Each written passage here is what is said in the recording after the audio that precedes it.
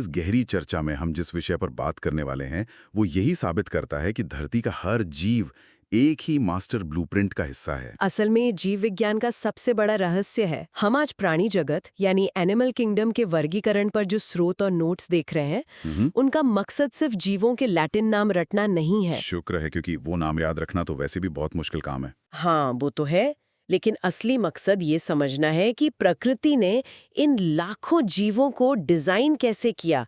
मतलब एक अकेली कोशिका से लेकर एक जटिल ढांचे तक का ये जो सफर है वो किन प्रयोगों और असफलताओं से होकर गुजरा है। तो बिना किसी देरी के जीवन की एकदम बुनियादी नींव से शुरू करते हैं। हमारे सामने जो दस्तावेज है उनमें सबसे पहला सवाल यही उठाया गया है कि किसी जीव का शरीर आखिर काम कैसे करता है। बिल्कुल, और इसका जवाब काफी दिलचस्प है। हाँ, जैसे कुछ जीव ऐसे होते हैं जो सिर्फ बिखरी हुई कोशिकाओं का एक समूह होते हैं, मतलब जैसे पोरीफेरा या स्पंज।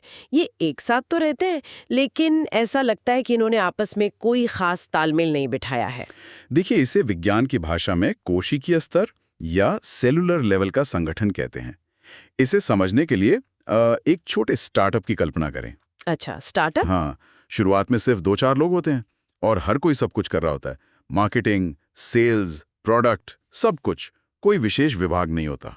मतलब स्पंज बिल्कुल ऐसे ही काम करते हैं। एकदम, हर कोशिका अपना खाना खुद ले रही है, अपना कचरा खुद निकाल रही है।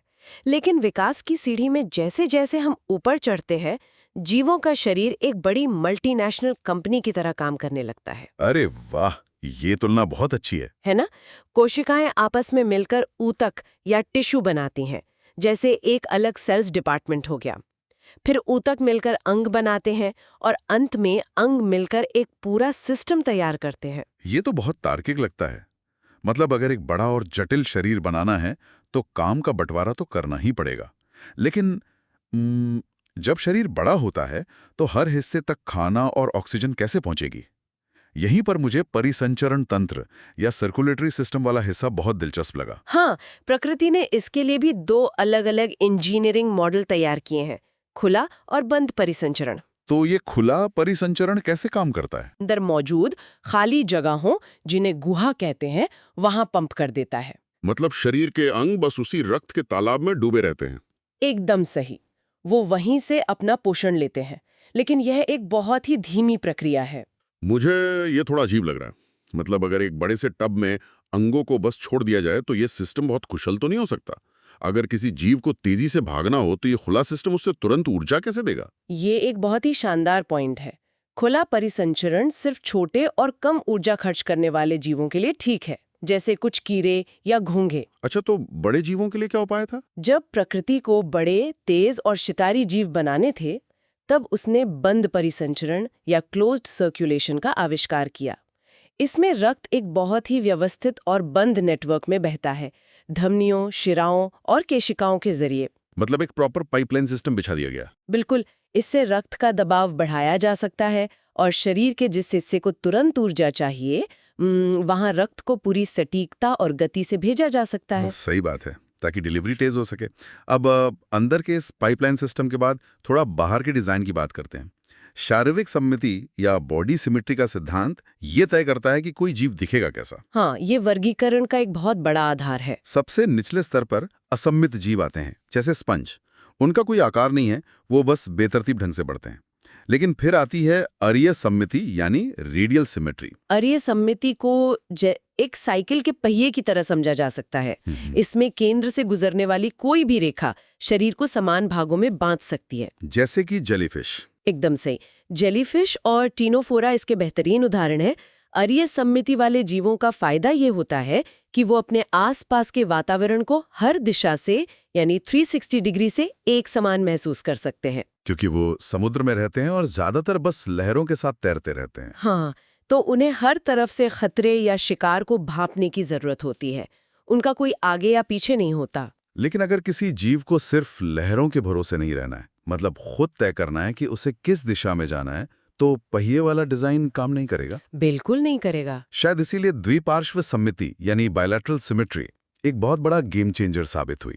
इसमें शरीर को सिर्फ एक ही रेखा से दाएं और बाएं समान भागों में बांटा जा सकता है। हाँ, जैसे कि हम इंसान। सही।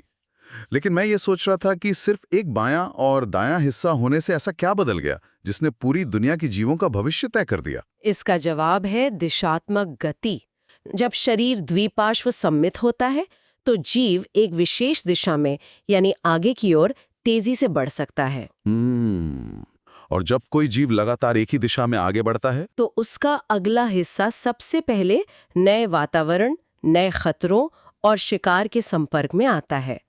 इसी वजह से प्रकृति ने संवेदी अंगों, आँखों और तंत्रिकाओं को शरीर के सबसे अगले हिस्से में इकट्ठा करना शुरू कर दिया। ओहो, इसका मतलब है कि द्विपार्श्व सममिति की वजह से ही सिर का विकास हुआ। बिल्कुल, जीव विज्ञान में इसे सेफेलाइजेशन कहते हैं।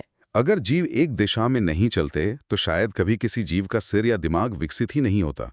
ये वाकई हैरान करने वाली बात है। ये विकास के इतिहास की सबसे महत्वपूर्ण घटनाओं में से एक है। चलिए अब शरीर की परतों के बारे में बात करते हैं। जो दस्तावेज हम देख रहे हैं उनमें द्विकोरिक और त्रिकोरिक जैसे भारी भरकम शब्द हैं।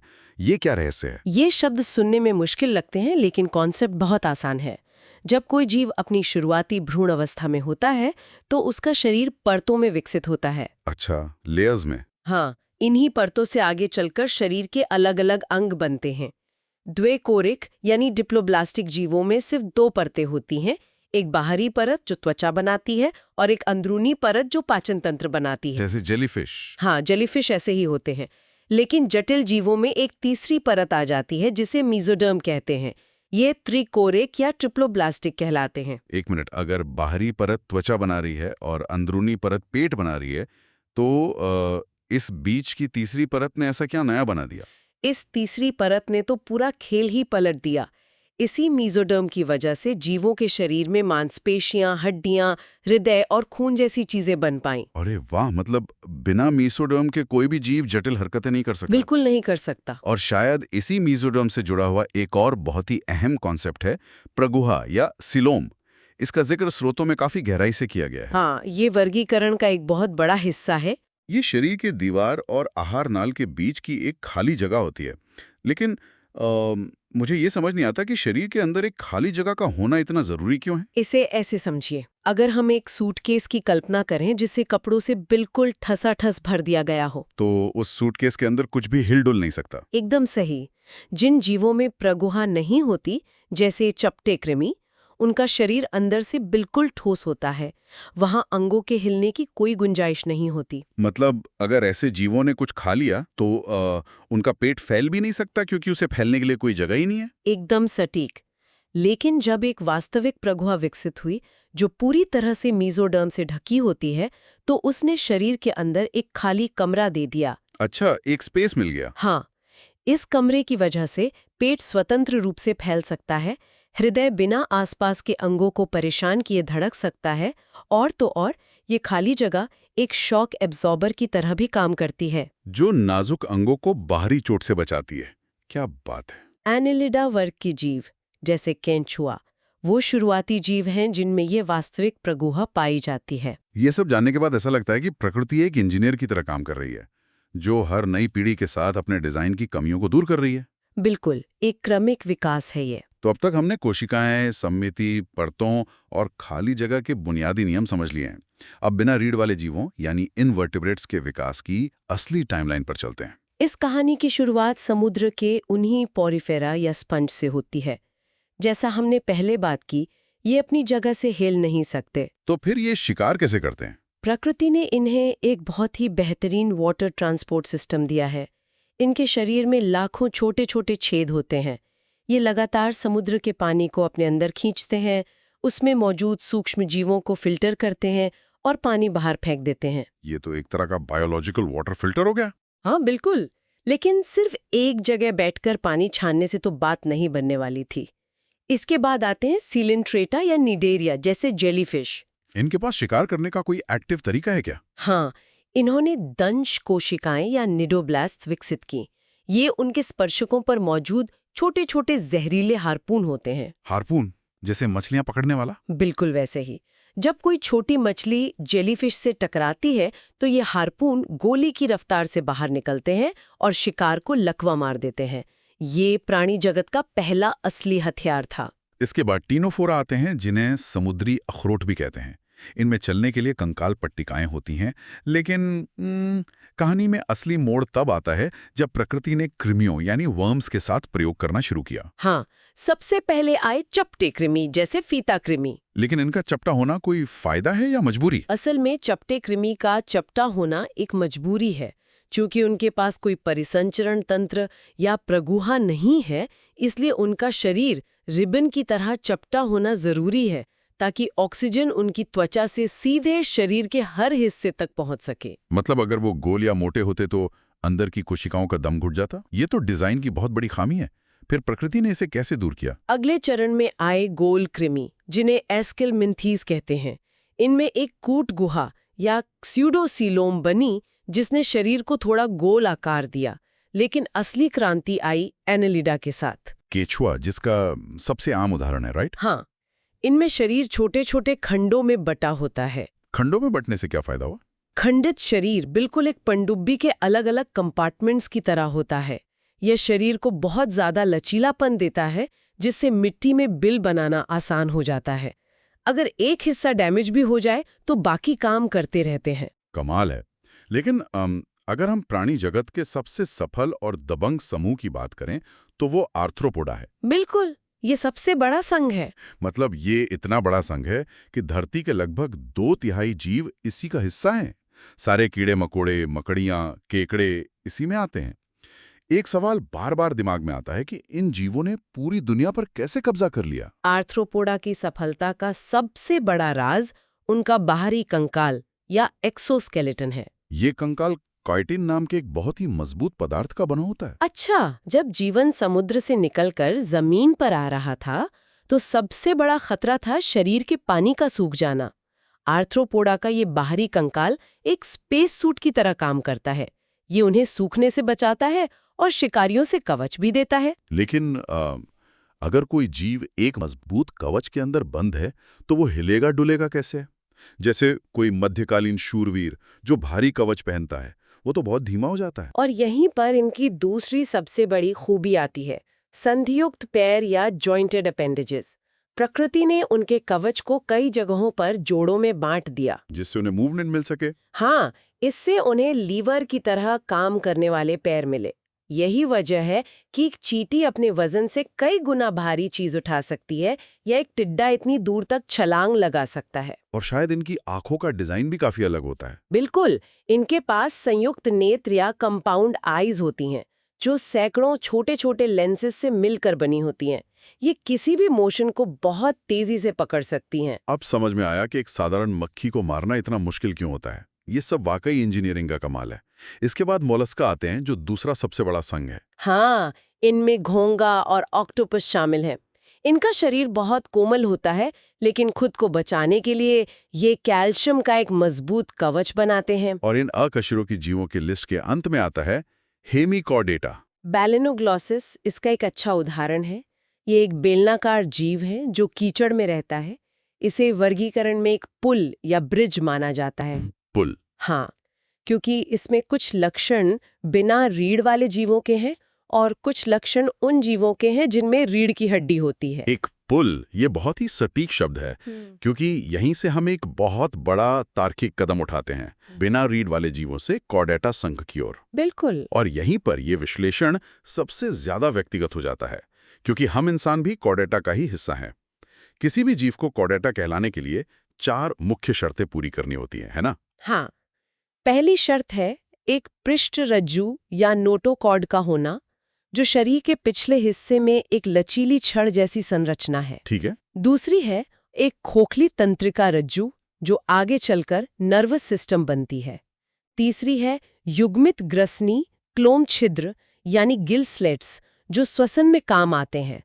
और चौथी शर्त है गुदा के पीछे एक पूंछ। जब मैं ये सब पढ़ रहा था तो मुझे एक बहुत बड़ा झटका लगा।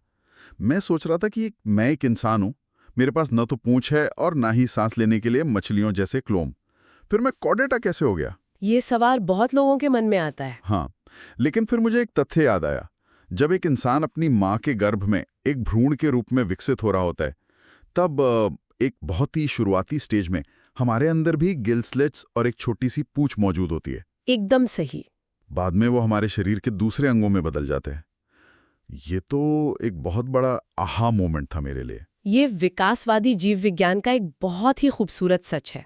हमारा भ्रूण विकास के उस पूरे अरबों साल के सफर की एक छोटी सी झलक दिखाता है। ये साबित करता है कि हम सब उन्हीं शुरुआती समुद्री जीवों से विकसित हुए हैं।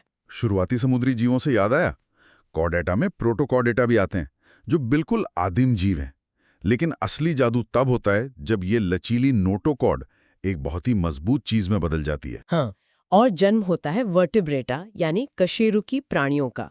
वर्टिब्रेटा में ये नोटोकॉर्ड वयस्क होने पर अस्थि या उपास्थि से बनी एक पूरी रीढ़ की हड्डी में बदल जाती है। मतलब एक पूरा बैकबोन। बिल्कुल, ये एक मास्टर स्ट्रोक था। देखिए, बाहरी कंकाल की एक लिमिट होती है। अगर कीड़े बहुत बड़े हो जाएंगे तो उनका कवच इतना भारी हो जाएगा कि वो अपने ही वजन से कुचल जाएंगे। अच्छा। तो आकार बढ़ाने के लिए कंकाल को अंदर लाना जरूरी था। हाँ। जब कंकाल शरीर के अंदर आ गया तो जीव आकार में बहुत बड़े हो सकते थे।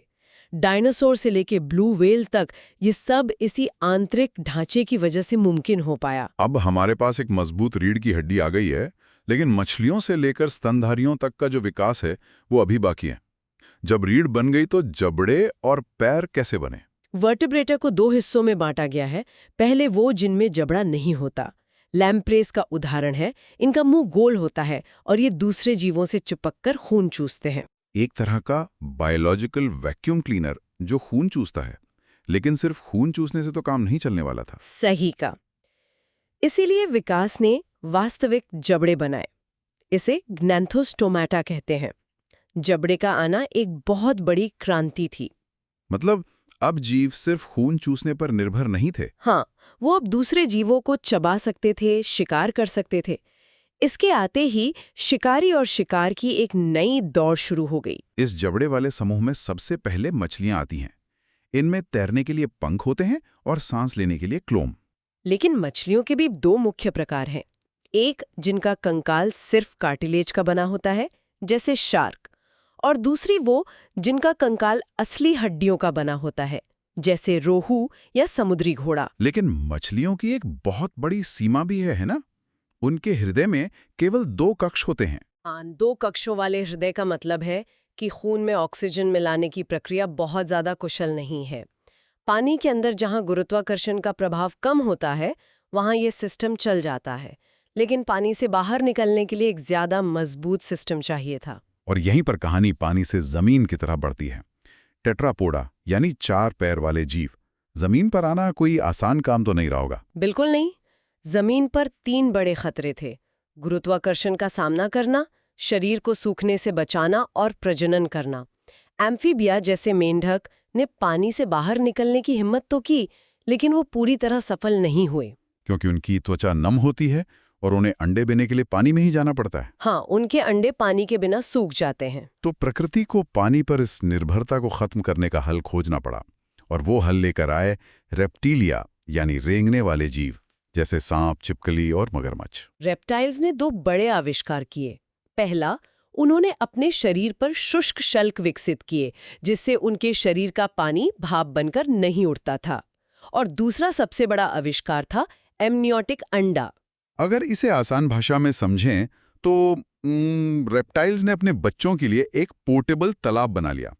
अंडे के अंदर का तरल पदार्थ बच्चे को सूखने नहीं देता। एकदम सही। इस अंडे की वजह से अब जीवों को प्रजनन के लिए पानी के पास जाने की जरूरत नहीं रही। वो सूखे रेगिस्तान तक में फैल गए। बिल्कुल। और इन्हीं रेप्टाइल से आगे चलकर 2 अलग तरह के जीव विकसित हुए। एक जिन्होंने हवा पर राज करने की सोची, एवीज या पक्षी वर्ग। भारी शरीर के साथ उड़ना नामुमकिन था, इसलिए प्रकृति ने उनकी हड्डियों को अंदर से खोखला कर दिया। और उनके अगले पैर पंखों में बदल गए। और विकास के इस पूरे महाकाव्य के सबसे ऊपरी शिखर पर आते हैं मेमेलिया यानी स्तनधारी। हम इंसान, बंदर, हाथी और व्हेल। इस वर्ग ने बाकी सबसे क्या अलग किया? स्तनधारियों ने अपने शरीर का तापमान खुद नियंत्रित करना सीख लिया, यानी वार्म ब्लडेड हो गए। इसके लिए उनके शरीर पर बाल आ गए। वो अब मौसम के मोहताज नहीं थे। उन्होंने अपने नवजात बच्चों के पोषण के लिए स्तन ग्रंथियां विकसित की। और सबसे महत्वपूर्ण बात, उनके मस्तिष्क का विकास प्राणी जगत में सबसे उन्नत स्तर पर पहुंच गया। हाँ, और उनका हृदय 4 कक्षों वाला हो गया, जो शरीर को बेजोड़ ऊर्जा देता है। अगर हम आज के इस पूरे विश्लेषण को एक सूत्र में पिरोकर देखें तो ये साफ हो जाता है कि ये वर्गीकरण सिर्फ जीवों के नाम की कोई बोरिंग सूची नहीं है। ये असल में प्रकृति के लगातार चलते आ रहे रिसर्च और डेवलपमेंट का एक महाकाव्य है। बिल्कुल। कैसे सिर्फ एक अकेली कोशिका ने ऊतक बनाए, कैसे अंगों को काम करने के लिए शरीर में एक खाली गुहा बनाई गई, कैसे जेलीफिश के तैरने से लेकर आर्थ्रोपोडा के बख्तरबंद स्पेस सूट का निर्माण हुआ, और कैसे मछलियों के जबड़े ने धीरे धीरे स्तनधारियों के जटिल दिमाग का रूप ले लिया। इस पूरे सफर को समझने का सबसे बड़ा फायदा यही है कि यह हमारे देखने का नजरिया बदल देता है। बिल्कुल सही कहा।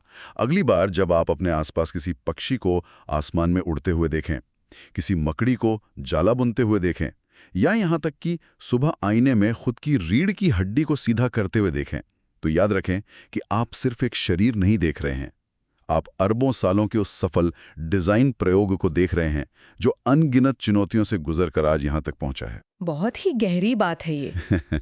लेकिन इस चर्चा को खत्म करने से पहले सोचने के लिए एक बहुत ही दिलचस्प सवाल है। हमने देखा कि विकास का ये क्रम एक साधारण स्पंज से शुरू होकर मनुष्य के जटिल दिमाग तक पहुंचा है। प्रकृति हर बार एक नई चुनौती का सामना करने के लिए जीवों की इंजीनियरिंग को अपग्रेड करती आई है। हाँ, तो सवाल ये है कि आगे क्या? बिल्कुल। यदि प्रकृति जीवों के डिजाइन को लगातार बेहतर बना रही है, तो अगले कुछ लाखों वर्षों में इस प्राणी जगत में कौन सा नया और अकल्पनीय वर्ग या फाइलम जुड़ सकता है? क्या विकास का ये सफर हम इंसानों पर आकर रुक गया है, या फिर हम किसी और बहुत बड़े अदृश्य इवोल्यूशनरी बदलाव के बिल्कुल बीचों बीच खड़े हैं?